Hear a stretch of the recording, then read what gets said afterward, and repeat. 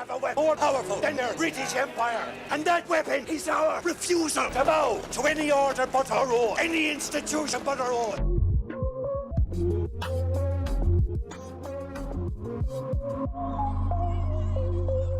Before we do like a proper introduction, just for a little throwaway question while people come in, how did you end up getting down there to interview them? Like, how did you get into contact with them and manage getting this project together?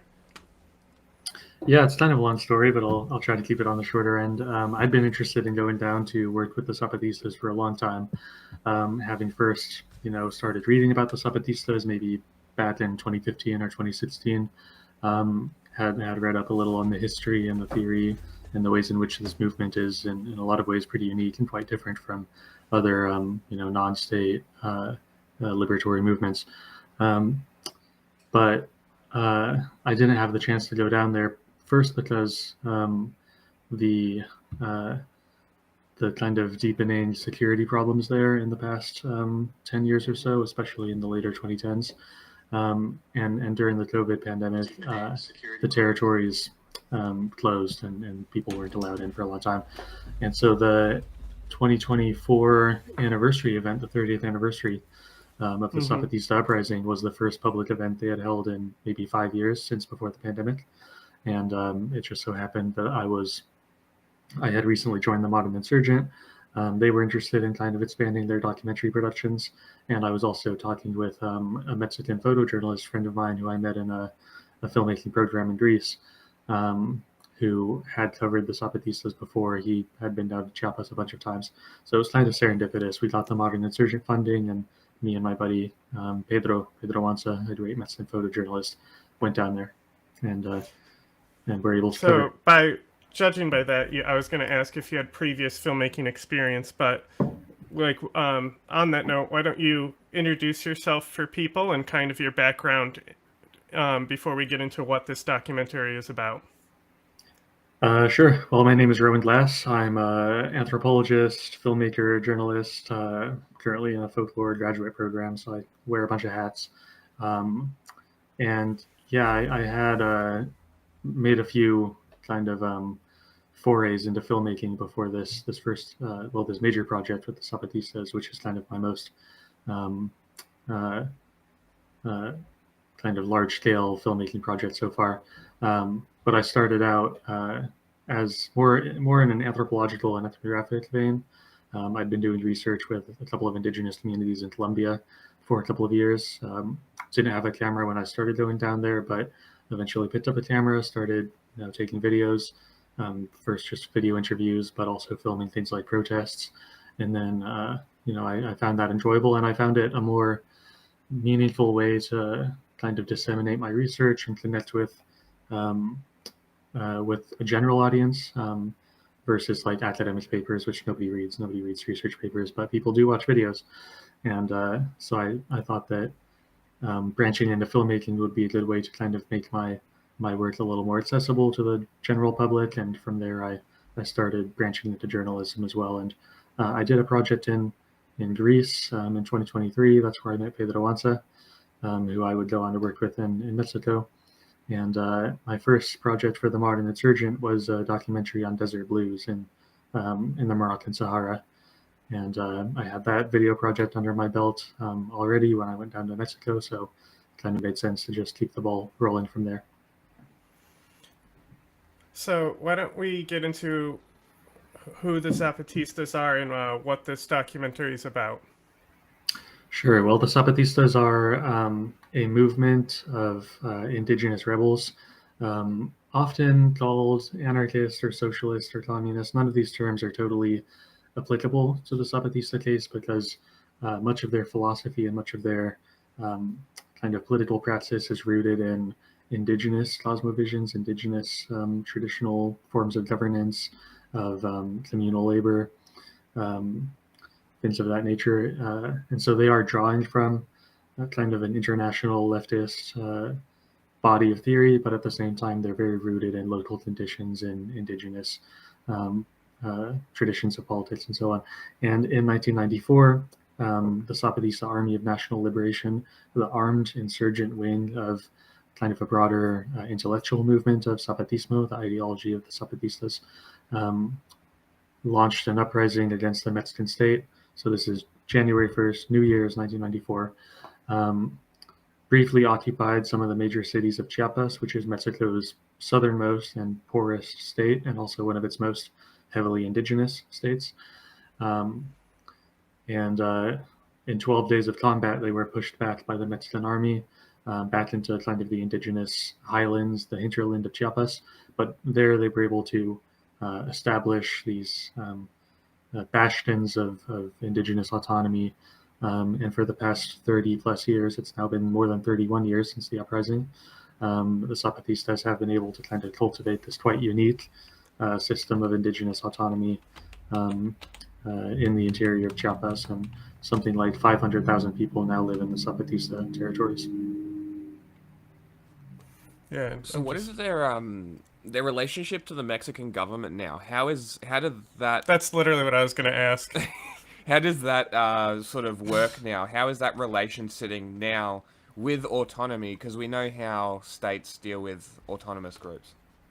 Yeah, it's a difficult question because I'd say the relationship between the Zapatistas and the state has changed a lot since the mid 90s, the early days after the uprising, into the mid 2000s, when there was kind of a rapprochement between the state and the Zapatistas, and prominent Zapatista figures, leaders like Subcomandante Marcos, most prominently were able to freely leave Chiapas and go on speaking tours throughout Mexico.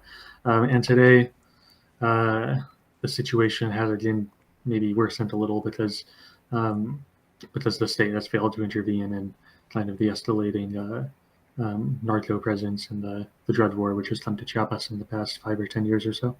But there has been this evolution from 12 days of open combat, and in fact that was the only period of armed conflict between the Mexican state and the Zapatistas, was immediately after the uprising, from January 1st to January 12th or January 13th or so of 1994.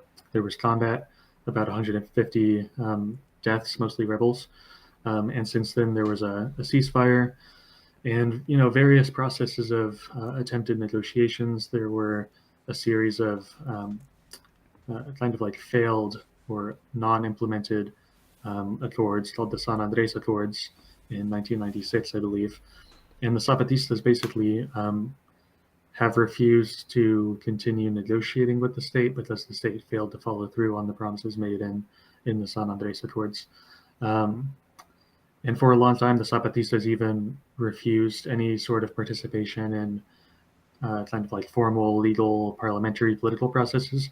That changed with the presidential election in 2017, when the Zapatistas finally openly endorsed a presidential candidate for the first time. And they make appearances here and there, especially in indigenous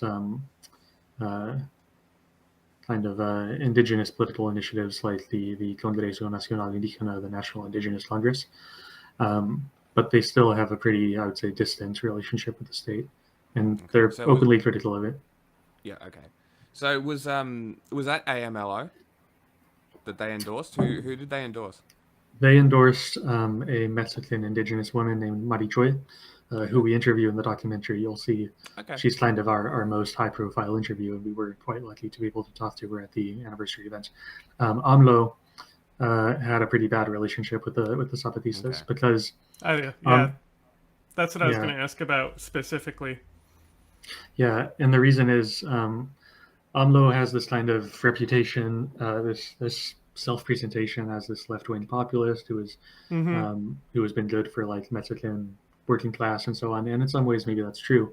At the same time, he was quite bad, at least from the Zapatistas' perspective and that of other indigenous groups, on specifically indigenous issues. And a big part of that is because he was a developmentalist. He advocated and implemented things like the Tren Maya, the Maya train, which is this people massive who watch any process. amount of us, this is a common rant I go on, is about how the Mexican government isn't as based as you think. Like, it's just populism. Yeah, and he's very much in the vein of like the pink tie populists, Evo Morales and Chavez and so on. who in general did not cultivate very close relationships with indigenous communities, who just, despite their working class, labor union background, like left-wing populism type vibe, they often were not very good on indigenous issues, and that's why the Zapatistas never liked AMLO. And they don't like his successor, Scheinbaum, who was, basically handpicked by AMLO, and who continues many of his policies. Although I think she is better on the indigenous front and the environmental front than AMLO was. Well, I think she's the environmental scientist, right? Isn't that what she did? Yeah. Yeah. So one of the things that's like an interesting fun fact about the Zapatistas is like their coffee industry. And I don't think people know this, but Alex Jones, I don't know if he still does, but he used to be a distributor of their coffee. His American brand, Alex Jones Coffee, is literally Zapatista coffee. I think it might have changed now. But yeah, there's a whole like that thing of him promoting it. It'd be like, That's people crazy. say they're communists, they're not communists. they're actually cool, they hate the government. I mean, I doubt he really knows anything about the Zapatistas. Yeah, but I'm just shocked that- I highly doubt it. He's a snake oil salesman, Yeah. But it's just very funny, him of all people, because that's the whole right-wing coffee grift, He might have been the first guy to do it. And I mean, I see why the Zapatistas would be like, well, sure, if this right-wing asshole's going to buy our coffee, like, we could take the money. Mm-hmm. It's like, I don't understand why people are so against this idea of, like, willingly taking money to use it against people. Like, that's a great idea. Like, why are you kneecapping yourself? That's great to hear that they do that. Yeah, and the Zapatistas have always, I think, been pretty on the ball in terms of their commitment to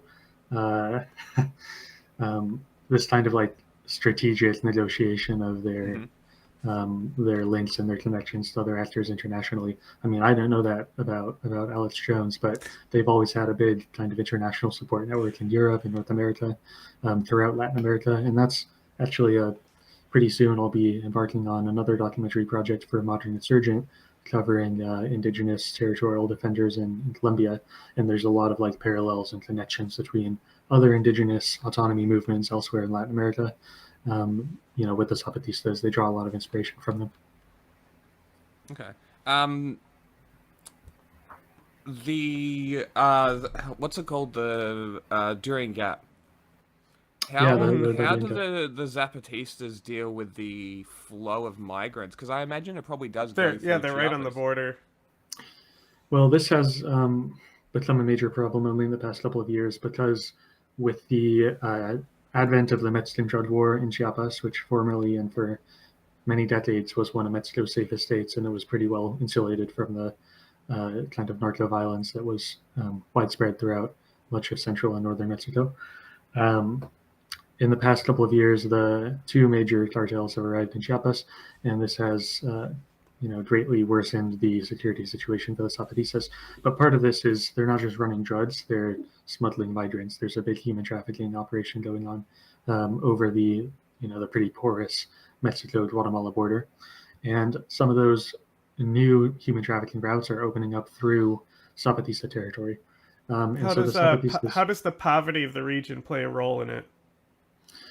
Well, I would say many communities have gotten involved in the trade because they need the money, because there are limited kind of legal means to support themselves, and especially in these under-resourced, pretty remote indigenous communities that have always been poor. I mean, Chiapas has always been Mexico's poorest state.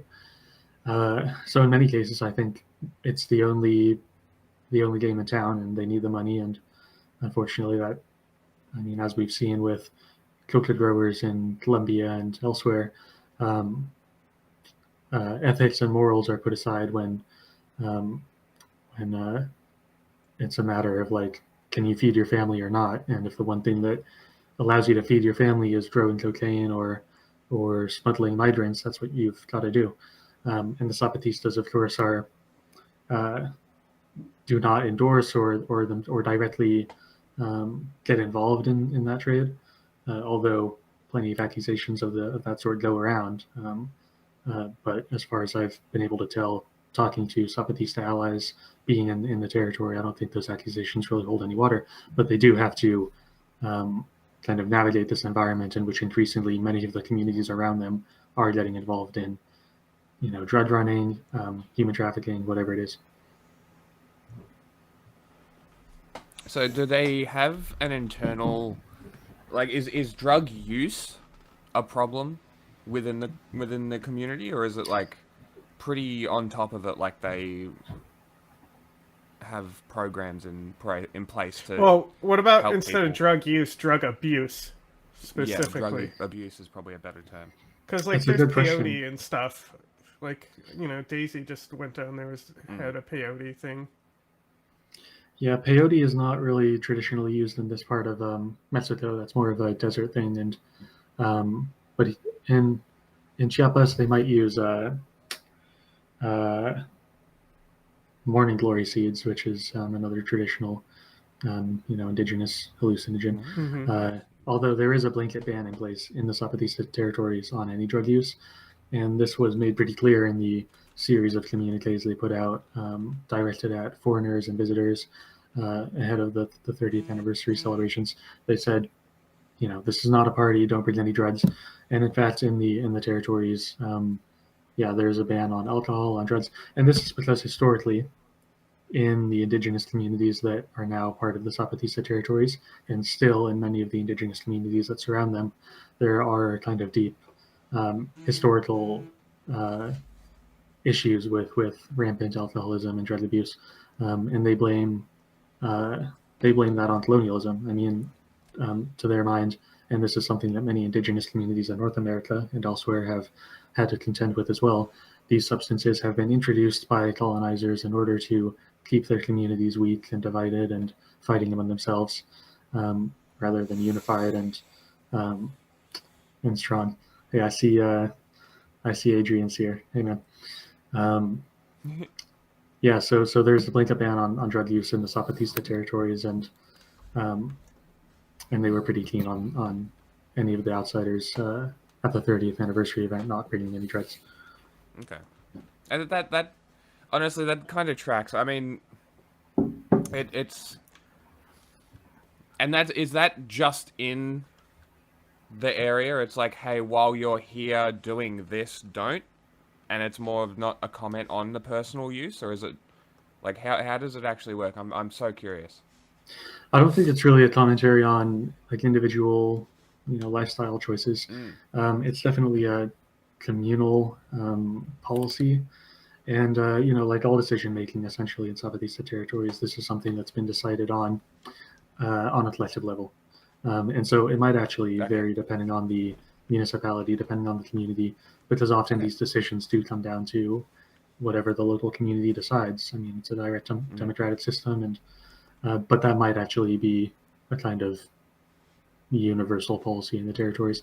And I think a lot of that came out of the prominence of women's rights as one of the pillars of Zapatismo, because it was the women specifically in the early days of the revolution and in the kind of codification of all of these policies who said, we're sick of our husbands coming home drunk and beating us. And so I think that principle of keeping alcohol out of the communities has been pretty widely applied. Also, it's an issue of people doing drugs or involved in the circulation of drugs are often going to get involved with the cartels, and that becomes a security issue, especially with the rising power of the cartels and the extent to which they've been targeting these communities.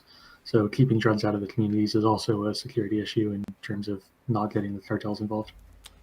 On this topic, I mean, you mentioned human smuggling and narcotic smuggling, but what about like arms smuggling and their view of arms? Because I know they disarmed a long time ago, but do they still got guns laying around just in case there's a call to arms or anything like that?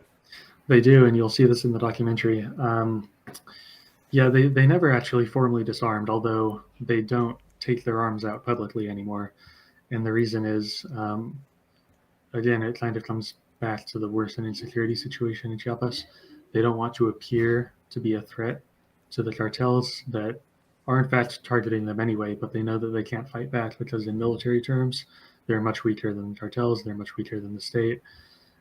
So they're kind of in a bind when it comes to defending themselves with force, even though their communities are being targeted and attacked, and there's the occasional targeted assassination of Zapatista leaders and so on. They really can't take their guns out and put their foot down because they know that the retribution would, potentially destroy them.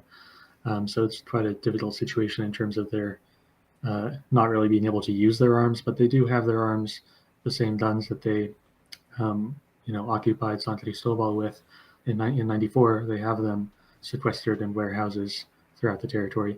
But when you go to any of their public events, at least in the past 10 years or so, because I've seen footage from the early 2010s where guns are still visible, but any of their recent events, you see all these militants lined up with knives and with sticks. And sometimes the sticks are in the shape of guns and they're like doing military maneuvers with them. But the guns themselves don't really make public appearances anymore. In terms of arms smuggling, almost universally, all of the weapons illegally entering Mexico come from the U.S. Many of them are coming from many of them are like military grade weapons, and so you have to wonder like where these military weapons are coming from. I mean, evidently there's been cases of corruption by which actual military arms end up in the hands of cartels. But again, all of those look at the Bay weapons, of Pig. Yeah, similar type of situation. But yeah, those guns don't arrive to the Zapatistas, and there probably is gun running throughout Chiapas because some of those guns that are entering from the U.S., then flow down into Central America, and that's how they're getting into South America. But they're not staying in Zapatista territories because the Zapatistas aren't involved in arms smuggling. Mm-hmm. And most of their arms that they do have were captured from raids on the Mexican army or police stations back in the 90s. And they've been a little bit more, public, but also like international. Like they'll make statements on various international things, so they seem to be like less insular nowadays. Do you think that's just because of all the pressure going on around them? I would say if you compare their public presence and their media prominence to where they were 30 or 20 years ago, they're actually much more insular. Because for the first 10 years of the revolution, they were very... Rage Against the Machine was down there. Yeah, and the thing is, like, everyone and their mother could go down and do an interview with Subcomandante Marcos for 10 or 15 years. And that's why you had people like Naomi Klein and even a couple of like right-wing personalities, media personalities went down there and like were with the Zapatistas. Some of them did interviews with Subcomandante Marcos. There was a 60 minutes interview with Marcos. As you pointed out, Rage Against the Machine. All of these people could just go down there, hang out in Zapatista territory, and do interviews and all that. And that's just not the case anymore. Like I kind of opened this with, it had been maybe 5 years since there had been any public events until the 30th anniversary. And I just saw last week there was another big public Zapatista event. So they are reopening. They are kind of seemingly trying to get back to this earlier tradition of maintaining alliances and connections with international groups. Also, in the early 2020s, maybe 21 or 22, they launched what they called like a reverse invasion of Europe, where they sent a Zapatista delegation. Yeah. They literally sent a boat. Yeah, they sent a boat. Funny. And there's actually a great documentary done by a Mexican documentarian who was allowed to go with that expedition, who was on the boat. It's called La Montaña. And the level of access that I was able to get was much more than we were able to, because the situation was different. It was easier even a few years before we were there. But by the time we were there were no interviews. Like there was a blanket ban on any of the dozens of journalists who were at the anniversary event from talking or doing interviews with any of the Zapatistas who were there. So all of our interviews are with allies, with politicians, with people who have worked with the Zapatistas. But we weren't able to talk to anyone at the anniversary event itself who actually is a Zapatista. I've been trying for years unsuccessfully. Yeah. And so, yeah, like I said, it used to be much easier. They used to do events, big public events all the time. And they stopped doing that essentially, I think, because they realized, on the one hand, they became a little disillusioned with the lack of kind of materially meaningful support that they were not receiving from their international allies. So they had this like big ideological support network, people who kind of claimed to be behind the Zapatista project, but who, in material terms, really couldn't contribute much to the cause. And I think they were a little disillusioned by that experience, and that's why they withdrew, in addition to the security challenges. So in the chat here, it says, what's your next project or something you'd like to report on?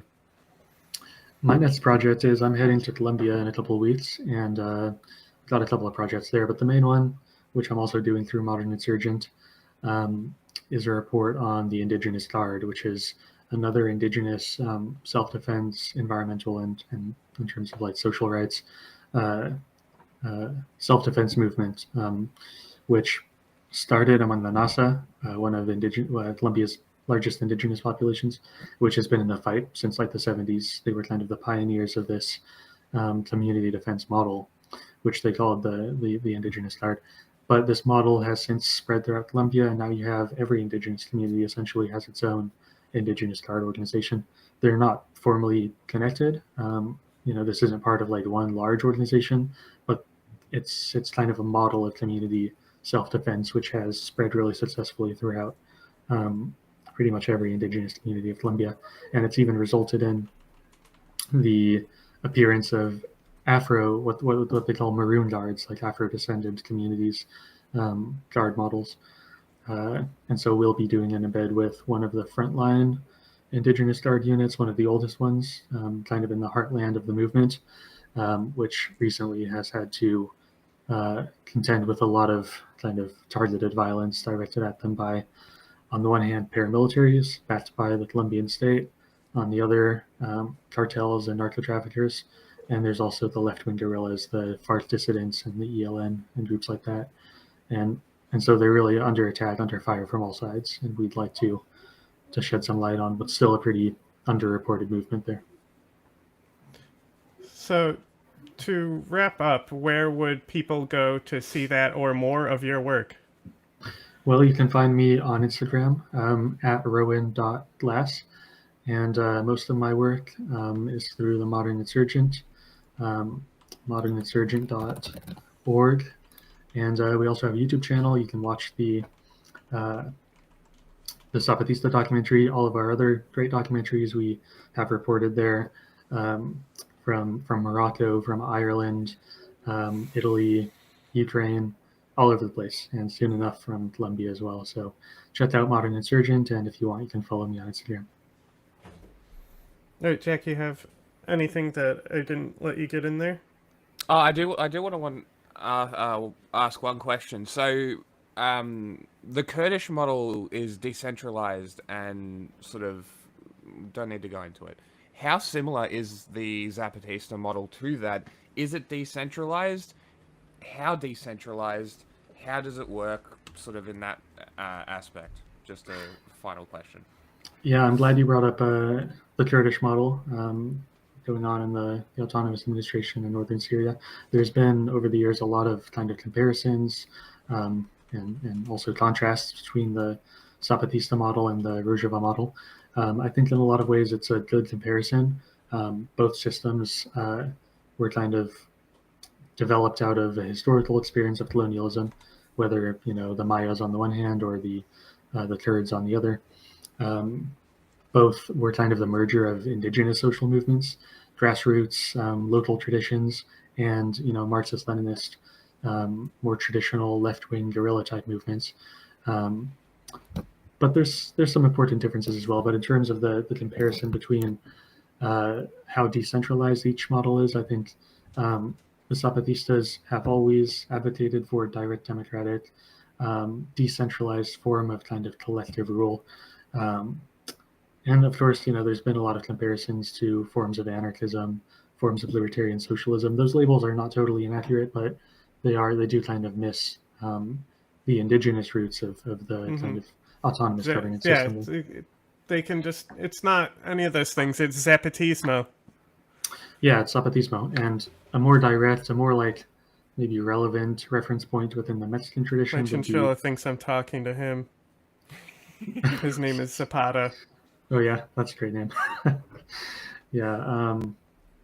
Well, a more direct ideological reference in Mexico would be Madonismo, which is Flores Magón was a Mexican anarchist who was kind of one of the main ideologues of the Mexican Revolution, inspired guys like Emiliano Zapata, um, and then obviously Zapata himself is a great ideological reference.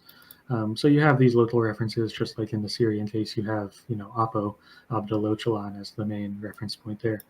Um, but I will say that the Zapatistas underwent a big kind of restructuring of their system of autonomy in late 2023, just before the 30th anniversary events. They did in which restructure, didn't they? They did, yeah, and there was a long series of communiques. It was like more than 20 different essays that they released over the course of a couple of months back in late 23.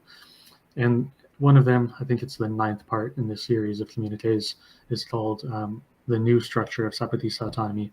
And you'll find more details about the specifics of how they've restructured there. But the long and short of it is this was an attempt to increase the extent to which Zapatista governance is decentralized. So it had always been, in theory at least, and mostly in practice, I think, a pretty decentralized system in which you had, local neighborhood or village level councils, which would elect representatives to regional inter-village level councils, and those would elect representatives up to the next level, municipal, and then up to the regional level. But the new restructured system of autonomy attempts to even further decentralize, and so now they have what they call like GALs, Gobiernos Autónomos Locales, so local autonomous governance, and it all starts again at kind of the village level. So if all is functioning as intended, I would say it's an example of a very decentralized system working well. The problem is like journalists and outsiders and researchers are just not really allowed access at this point because of the security situation. So it's a bit difficult to tell how well this system is being implemented on the ground. It's funny because it's so much easier to go to Syria than into the Zapatista territory. You can just go to Syria; no one can stop you. Yeah, and in terms of the ways in which these movements are different, I do think that's a key point. The fact that northern Syria simply was never as marginal geopolitically as Chiapas is.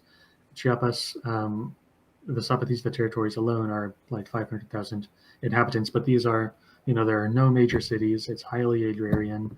The terrain is kind of very fragmented, very not a very well-developed infrastructure system there. Whereas northern Syria, the population of Rojava last I checked was close to 6 million. You do have large cities, you do have well-developed infrastructure, and it's a place where all of the neighboring powers want a piece of the pie. And so for that reason, I think the Zapatistas have the luxury perhaps of being a little more marginal, a little more able to prevent outsiders because they're from gaining access, simply because there isn't as much outside interest in the region to begin with, whereas the Kurds really don't, or I shouldn't say Kurds, the people of northeast Syria don't have that luxury. They don't really have a choice but to be relatively more open because their situation is so much more kind of central in terms of the geopolitics. All right. I think we can end the interview there and start the documentary. Yep. So thanks for coming on to talk. If you have anything else to add, go ahead. If you want us to plug anything, please send it into the private chat. I'll throw it in the chat. Cool. Well, I'll just plug it in, Modern Insurgent. You can check out the rest of our documentaries from all around the world on our website and on our YouTube channel. And yeah, thanks to you both for having me on, and I hope you enjoy the documentary. Thank you. Cool. Thank you very much. All right, enjoy. Pleasure talking.